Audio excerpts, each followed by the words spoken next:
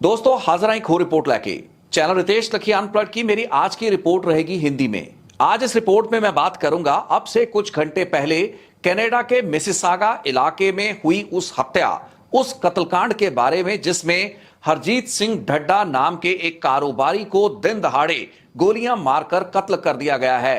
14 मई सुबह 11:53 पर मिसिसागा के ट्रेनमेयर ड्राइव और टेलफर्ड वे इलाके में हरजीत सिंह ढड्डा नाम के उस कारोबारी जो कि पिछले तकरीबन 25 से ज्यादा साल से कनाडा में रह रहा था, यहां पर अपना कारोबार कर रहा था, उसकी हत्या कर दी गई है। हरजीत सिंह ढड्डा, जिसे मैंने अपनी पहले इस चैनल पर प्रसारित रिपोर्ट्स में हरजीत सिंह काला के रूप में आइडेंटिफाई किया है, वो आखिर कौन था और पंजाब के अंडरवर्ल्ड से उसका क्या संबंध था। कनाडा में एक प्रतिष्ठित कारोबारी, समाज सेवा करने वाला, एक मिलनसार व्यक्ति जो कि जरूरतमंदों के काम आता था, समाज में एक अलग स्टैंडिंग रखता था, क्यों भारतीय जांच एजेंसियों की नजरों में एक वांटेड अपराधी था। हरजीत सिंह ढड्डा उर्फ हरजीत काला के बारे में आज इस रिपोर्ट में मैं आपको पूरी बैकग्राउंड दूंगा, जिसका जिक्र मैंने अपनी पिछली कुछ रिपोर्ट्स में भी किया है। एक लंबे समय से मेरे चैनल के साथ जुड़े हुए लोग जो कि अक्सर संगठित अपराध पर आधारित मेरी इन रिपोर्ट्स को फॉलो करते रहे हैं, वो आसानी से याद कर सकते हैं अक्टूबर 2024 में बनी मेरी उस रिपोर्ट को, जिसमें मैंने उत्तराखंड में डी कंपनी यानी कि पंजाब के गैंगस्टर जो कि इन दिनों कनाडा से संगठित अपराध का अपना नेटवर्क चला रहा है, अर्शदीप डाला, जिसे अक्टूबर में गिरफ्तार किया गया था। उसके बाद ही मैंने इस रिपोर्ट को प्रसारित किया था। उत्तराखंड में अर्श डाला की एंट्री कैसे हुई थी, किस घटना, किस हत्याकांड, महल सिंह नाम के एक राजनेता जो कि पूर्व प्रधान था, किस तरीके से अक्टूबर 2022 में महल सिंह की हत्या, जो कि और किसी के द्वारा नहीं बल्कि इसी कनाडा आधारित कारोबारी हरजीत सिंह ढड्डा उर्फ हरजीत काला के इशारे पर करवाई गई थी। उस रिपोर्ट में पूरी ब्यौरा, पूरी डिटेल्स आपको मिल पाएंगी, आप उस रिपोर्ट को दोबारा देख सकते हैं। लेकिन साथियों, आज जिस हत्याकांड की हम बात कर रहे हैं, इसी शख्स, इसी कारोबारी हरजीत ढड्डा उर्फ हरजीत काला की हत्या, इस हत्याकांड की जिम्मेवारी सोशल मीडिया की एक पोस्ट के जरिए लॉरेंस बिश्नोई गैंग के दो गैंगस्टर्स रोहित गोदारा और गोल्डी ब्राड ने ली है। अब अगर इस दावे को, जो कि सोशल मीडिया पोस्ट है, ऐसी सोशल मीडिया पोस्ट पर कितना रिलाई किया जाए, कितना भरोसा किया जाए, विश्वास किया जाए, ना किया जाए, ये मैं आप पर छोड़ता हूं। लेकिन इस पोस्ट में कहीं भी लॉरेंस बिश्नोई का नाम तक नहीं लिया गया है। रोहित गोतारा बीकानेर नाम के एक सोशल मीडिया हैंडल से पोस्ट डाली गई है और इसमें दो गैंगस्टर्स का नाम लिया गया है। वो गैंगस्टर रोहित गोदारा जो कि भारत में कई बड़ी टारगेटेड किलिंग्स की वारदातों में वांछित अपराधी है, और गोल्डी ब्राड जो कि सिद्धू मूसेवाला और कनाडा के ही विनीपेग में हुई सुखदेव सिंह दुनेके नाम के गैंगस्टर की हत्या का मुख्य मास्टरमाइंड है। इन दोनों द्वारा हरजीत सिंह ढड्डा और हरजीत काला की हत्या की जिम्मेवारी ली गई है। दोस्तों, इस हत्याकांड को समझने के लिए इस हत्याकांड से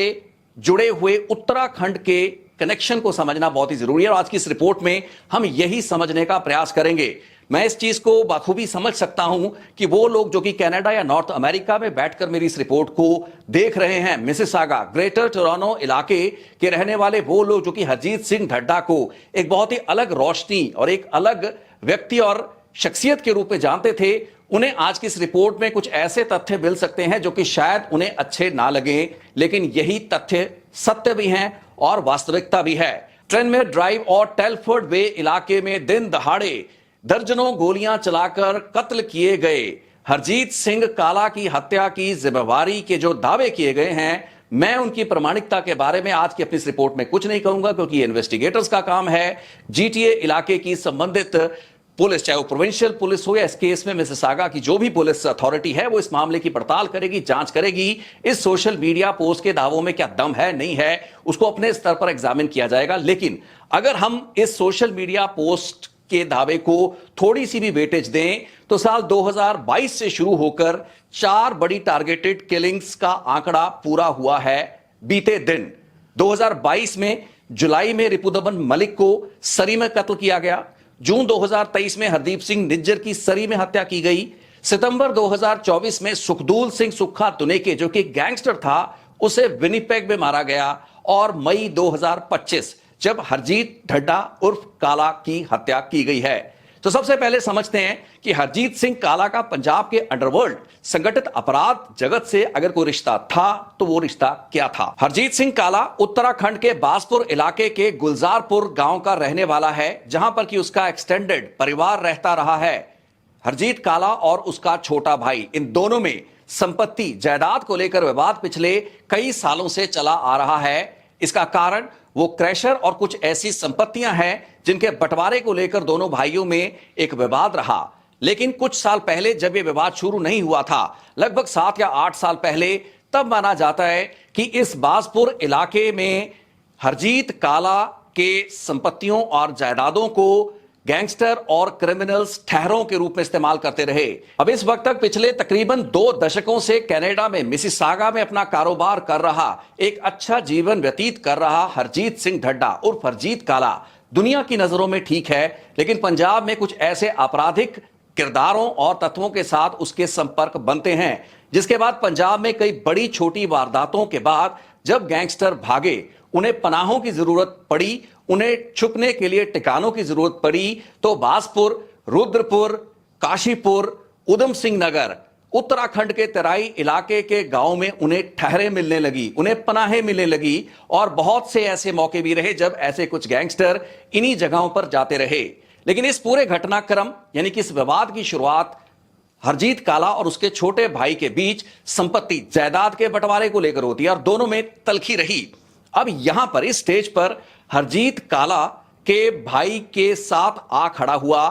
उत्तराखंड के बासपुर इलाके का एक मजबूत नेता, जिसकी स्थानीय स्तर पर एक अच्छी पकड़ थी, राजनीति पर अच्छी पकड़ थी और संबंधित सरकारों में उसका अच्छा हाथ डलता था, अच्छा रसूख था। इस व्यक्ति का नाम था, पूर्व प्रधान का नाम था महल सिंह। महल सिंह क्योंकि हरजीत सिंह काला के भाई के साथ खड़ा था, उसकी पैरवी कर रहा था और राजनीतिक स्तर पर वेल कनेक्टेड था, यही कारण बना कि हरजीत काला ने सुखदूल सिंह सुक्खा दुनेके, पंजाब का वो गैंगस्टर जो कई साल पहले कनाडा पहुंच चुका था, वहां पर जाकर उसकी मुलाकात हरजीत काला से हुई, जिसने अपने इस पारिवारिक विवाद के चलते महल सिंह को अपने रास्ते से हटाने के लिए सुखदूल सुक्खा दुनेके को यह जिम्मेवारी दी। अब क्योंकि उन दिनों में उत्तराखंड के इन इलाकों में बंबीहा गैंग के गैंगस्टर्स और अपराधियों का वारदातों के बाद जाना सामान्य हो चुका था, सो सुखदूल सिंह सुक्खा दुनेके ने महल सिंह या उसके वकील बेटे को अपने रास्ते से हटाने के लिए, क्योंकि वो हरजीत काला के छोटे भाई की मदद कर रहे थे, उनको मारने के लिए अपने कुछ गैंगस्टर उत्तराखंड भेजे, जो कि वहां पर पकड़े जाते हैं। अब ये गैंगस्टर थे फतेह नागरी, इनमें था भाला बठिंडा, संदीप भाला,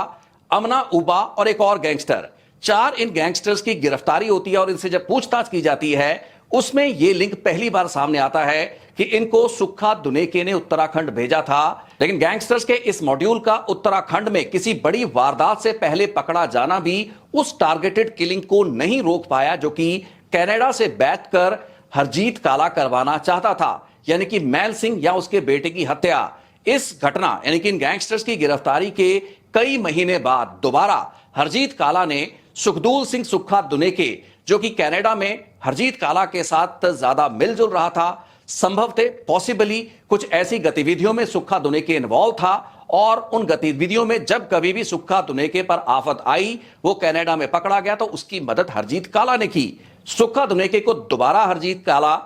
महल सिंह या उसके बेटे को नुकसान पहुंचाने के लिए, उनको मारने के लिए कहता है। इस बार सुक्खा दुनेके ने इस काम के लिए जिम्मेवारी दी, लॉजिस्टिकल प्लानिंग की, इस वारदात को एग्जीक्यूट करवाने की अपने एक और साथी जो कि उस वक्त तक कनाडा में पहुंच चुका था, अर्शदीप डाला को। और अर्शदीप डाला ने अपने शूटर्स को भेजा, जिसके बाद उत्तराखंड के बासपुर के इस इलाके में महल सिंह को उसके घर के बाहर उस वक्त शूटर्स ने गोलियां मारकर ढेर कर दिया जब वो सुबह चाय वगैरह पीने के बाद अखबार पढ़ रहा था। ये पूरी वारदात सीसीटीवी कैमरा में कैप्चर हुई, कैद हुई, जिसके बाद महल सिंह के परिवार ने जो शिकायत दर्ज करवाई उसमें हरजीत सिंह ढड्डा, इसी व्यक्ति जिसकी हत्या मिसिसागा में की गई है, उसका नाम षड्यंत्रकारियों, साजिशकर्ताओं की लिस्ट में रखा और उसके साथ और गैंगस्टर जिनका नाम और जिक्र कुछ महीने पहले गिरफ्तार किए गए उन 4 गैंगस्टर से पूछताछ के बाद सामने उभरा था, उसका भी नाम इस केस में रखा गया। अब उत्तराखंड में हुई महल सिंह की हत्या के बाद हरजीत काला के भाई, जिसके साथ उसका जायदाद को लेकर विवाद चल रहा था, उसको सपोर्ट देने वाला, उसका समर्थन करने वाला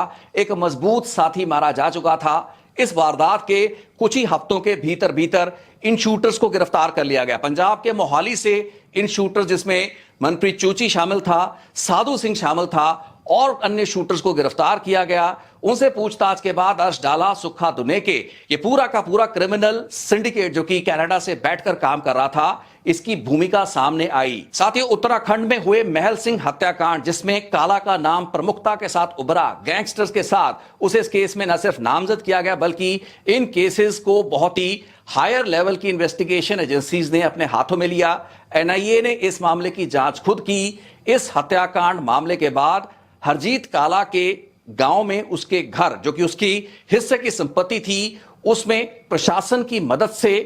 उसे तोड़ा गया। उसका सारा का सारा सामान उठाकर ले जाया गया, क्योंकि उत्तराखंड और उत्तर प्रदेश में ये व्यवस्थाएं रही हैं, इस तरीके की एक कार्य प्रणाली रही है जो कि एक विवादित कार्य प्रणाली है। लेकिन किसी भी प्रोक्लेम्ड ऑफेंडर, भगौड़े घोषित कर दिए गए अपराधी के घर और उसकी जायदादों और संपत्तियों पर जो कार्रवाई की जाती है, वही कार्रवाई इस हत्याकांड के 1-1.5 साल बीतने के बाद हरजीत काला की संपत्ति पर भी हुई। अब यहां पर मैं जिक्र करना चाहूंगा एक और ऐसी घटना का, एक वारदात का, जिसकी पड़ताल के दौरान हरजीत सिंह काला की भूमिका के बारे में कुछ और हैरानीजनक तथ्य उजागर हुए। यह घटना पिछले साल की है। दिवाली के मौके पर मानसा के जियो पेट्रोल पंप पर एक हथगोले से, हैंड ग्रेनेड से हमला किया गया था। इस हमले को अर्श डाला ने कनाडा से बैठकर करवाया था और इस हथगोला फेंकने वाले अपराधी का नाम था शिमला सिंह। शिमला सिंह को कुछ हफ्ते बाद गिरफ्तार कर लिया गया, लेकिन ये वही शिमला सिंह था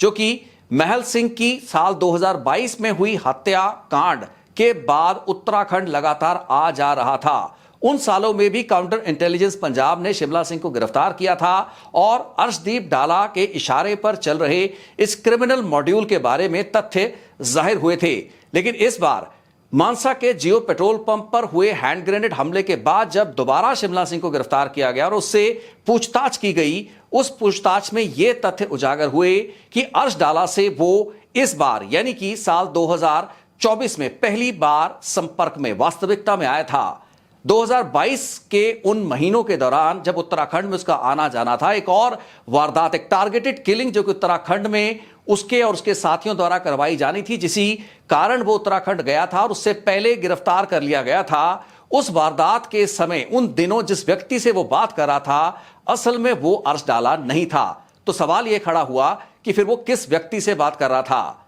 इस बार जब शिमला सिंह को गिरफ्तार किया गया, उसे बहुत ही दिलचस्प जानकारी जांचकर्ताओं को दी, जिसमें उसने बताया कि 2024 में जब अर्श डाला ने दोबारा शिमला सिंह के साथ संपर्क किया, तो शिमला सिंह ने अर्श डाला को कहा कि तुम अर्श डाला नहीं हो, क्योंकि अर्श डाला को मैं जानता हूं, मैं कई महीने, कई साल तक अर्श डाला से बातचीत करता रहा हूं, 2022-2023 के उन सालों के दौरान। यहां पर अर्श डाला शिमला सिंह को बताता है कि जिस व्यक्ति से वो पिछले कुछ सालों के दौरान बात करता रहा, वो असल में अर्श डाला नहीं बल्कि कोई और व्यक्ति था। असली अर्श डाला वही है और यह सत्य भी था। अर्श डाला ने पहली बार शिमला सिंह से 2024 में बात की। इसके बाद जांचकर्ताओं ने कुछ वॉइस सैंपल्स, यानी कि आवाज के सैंपल जब शिमला सिंह को दिखाए, सुनवाए, मैच करवाए, तो वो जो वॉइस सैंपल्स थे जिस व्यक्ति की आवाज से मैच किए, वो व्यक्ति कोई और नहीं बल्कि हरजीत सिंह काला वही व्यक्ति था जो कि महल सिंह हत्याकांड, उत्तराखंड के महल सिंह हत्याकांड का मास्टरमाइंड भी था, उसका असली साजिशकर्ता भी था। सो आप अंदाजा लगा सकते हैं कि किस तरीके की जानकारियां अलग अलग मामलों में पड़तालों के दौरान कड़ियों को जोड़ने का, डॉट्स को कनेक्ट करने का काम करती हैं। और जहां तक बात रही गोल्डी बराड़ और रोहित गोदारा की, उस पोस्ट की जिसमें उन्होंने मिसिसागा में हरजीत सिंह ढड्डा या हरजीत काला की इस हत्या की जिम्मेवारी ली है, इस पोस्ट में तथ्यों में कुछ बातें सही नहीं है। मिसाल के तौर पर महल सिंह को हरजीत सिंह ढड्डा का भाई बताया गया है, जबकि महल सिंह हरजीत ढड्डा का भाई नहीं था। हरजीत ढड्डा के भाई का वो साथी था जो कि उसकी हिमायत कर रहा था, वहां का एक पूर्व प्रधान था, एक अलग व्यक्ति था। इस पोस्ट में, इस कथित पोस्ट में दावा यह भी किया गया है रोहित गोदारा, गोल्डी बराड़ द्वारा कि अर्श डाला, जो कि अक्टूबर 2024 में कनाडा में गिरफ्तार कर लिया गया था एक घटना के बाद, जब अर्श डाला पर हमला किया गया, उसके बाद उसे अस्पताल भर्ती करवाना पड़ा, जिसके बाद अथॉरिटीज ने उसे पुलिस के हवाला कर दिया। उसके बाद कई हफ्तों जेल में रहने के बाद अर्श डाला को जो जमानत मिली, जो कंडीशनल रिलीज हुई, उसके लिए जो जमानत या श्योरिटी का अमाउंट था, जो भी रकम दी गई थी, उसे हरजीत काला ने दिया। सोशल मीडिया के इस दावे में कितनी बात सही है, कितनी नहीं, क्या इसमें कोई सच्चाई है या नहीं, इसके बारे में पक्के तौर पर नहीं कहा जा सकता। हां, एक बात जो कि पिछले कुछ सालों में अंडरवर्ल्ड में काफी चर्चित रही है कि कनाडा से, मिसिसागा के इसी इलाके से बैठकर कुछ ऐसे लोग थे जो कि बमीहा गैंग के गैंगस्टर, खास करके कुछ ऐसे शूटर्स जिन्होंने संदीप नंगलंबिया कबड्डी खिलाड़ी की हत्या की, गुरलाल बराड़, गोल्डी बराड़ के भाई की हत्या की, और कई और बड़ी टारगेटेड किलिंग को पंजाब, हरियाणा, दिल्ली, एनसीआर के इलाकों में अंजाम दिलवाया। जब वो पकड़े गए, जेलों में थे, या जिस समय तक वो नहीं पकड़े जा सके, कई कई साल तक भगौड़े ये शूटर्स रहे। इन शूटर्स को जो रसद पहुंचाई जा रही थी, जो आर्थिक मदद की जा रही थी, वो कनाडा से की जा रही थी। वेस्टर्न यूनियन या मनी ट्रांसफर्स के जरिए जो पैसा डाला जा रहा था, वो कनाडा के इन्हीं इलाकों से डाला जा रहा था। और इस बात की जानकारी विरोधी गैंग यानी कि गोल्डी बराड़ और रोहित गोदारा गैंग को थी। अब अगर इन सभी जानकारियों को, इस घटनाक्रम को, इस series and chain of events को इकट्ठे जोड़ें इस सोशल मीडिया पोस्ट के दावे के साथ या इस दावे के बगैर, तो बड़ी तस्वीर क्या सामने उभर कर आती है। सितंबर 2023 में विनीपेग में सुखदूल सुक्खा दुनेके का कत्ल किया जाता है, और इस वारदात को खुद गोल्डी बराड़ ने अपने हाथों से किया। अमेरिका से कनाडा के विनीपेग में आकर गोल्डी बराड़ ने दो अन्य शूटर्स, जिनमें से एक शूटर वही शूटर था, वही अपराधी था जो कि लगभग 3.5-4 महीने पहले सरी में हरदीप निज्जर की हत्या में भी इन्वॉल्व रहा। उस शूटर के साथ जाकर गोल्डी बराड़ ने विनीपेग में सुक्खा दुनेके को मारा। ये एक बहुत बड़ा जोखिम था। ये उस वक्त वारदात हुई जब कनाडा के तत्कालीन प्रधानमंत्री जस्टिन ट्रूडो देश की पार्लियामेंट में खड़े होकर यह बयान दे चुके थे कि हरदीप सिंह निज्जर की हत्या के पीछे भारतीय स्टेट के एजेंट्स इन्वॉल्व हैं। इन परिस्थितियों में गोल्डी बराड़ जाकर कनाडा में एक हत्या करता है, जो कि उसके भाई गुरलाल बराड़ की हत्या का बदला था। इसके 1.25 साल बाद मिसिसागा में बीते दिन कत्ल कर दिया गया हरजीत काला को। इन दोनों घटनाओं, इन दोनों मर्डर्स, इन दोनों टारगेट किलिंग्स को अगर हम इस संदर्भ में जोड़े तो शायद तस्वीर थोड़ी और साफ होती है। लेकिन एक बार फिर इन दावों में की गई बातों को हकीकत या सच्चाई मानने से पहले इंतजार करना बेहतर होगा जांचकर्ताओं का, अगर वो एक सीमित समय के दौरान इस हत्याकांड की गुत्थी को सुलझा पाएं, शूटर्स को गिरफ्तार कर पाएं। अक्सर कनाडा में ऐसा बहुत कम होता है कि किसी आपराधिक वारदात में इन्वॉल्व शूटर जल्दी पकड़े जाएं। अगर वो पकड़े भी जाएं तो असली साजिशकर्ताओं तक पहुंचना पुलिस और वहां की जांच एजेंसियों के लिए इतना आसान नहीं रहता। वो एक बात अलग है कि पार्लियामेंट में खड़े होकर देश के प्रधानमंत्री एक और मुल्क और उसकी स्टेट एजेंसीज पर बड़े आक्षेप तो लगा देते हैं, लेकिन परत दर परत, step by step, bottom top onward जो अप्रोच कर इन्वेस्टिगेशन को कड़ियां जोड़नी होती हैं, उन कड़ियों को जोड़ने से पहले बड़ी बातें कर दी जाती हैं। सो अब देखना यह होगा कि मिसिसागा की इस हत्या,